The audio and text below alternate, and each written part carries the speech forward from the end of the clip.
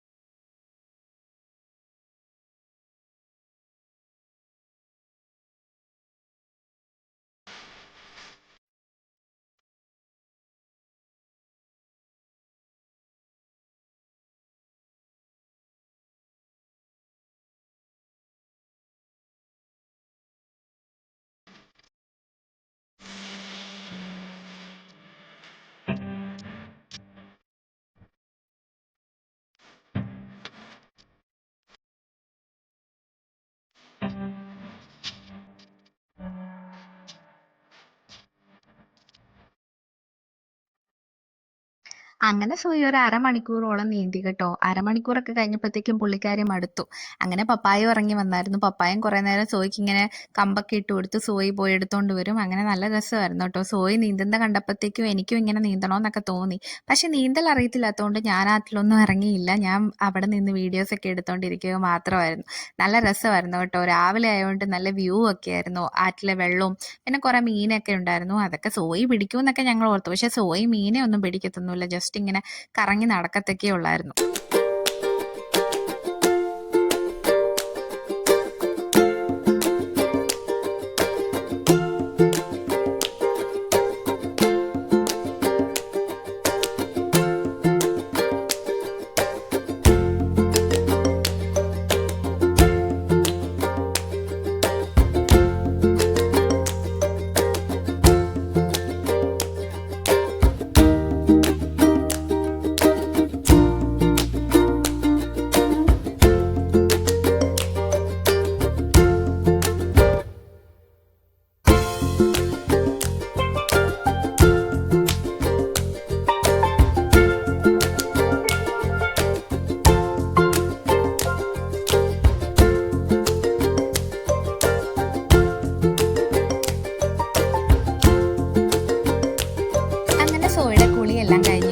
ഇപ്പം ഞങ്ങൾ വീട്ടിലോട്ട് പൊക്കോണ്ടിരിക്കുവാണേ. സോയ്ക്ക് വീട്ടിൽ പോകാൻ വലിയ ഇൻട്രസ്റ്റ് ഒന്നും ഇല്ലായിരുന്നു. സോയി പോകുന്ന വഴി തെറ്റി ഇങ്ങനെ അങ്ങോട്ടും ഇങ്ങോട്ടും ഒക്കെ മണത്ത് നടക്കുമായിരുന്നു.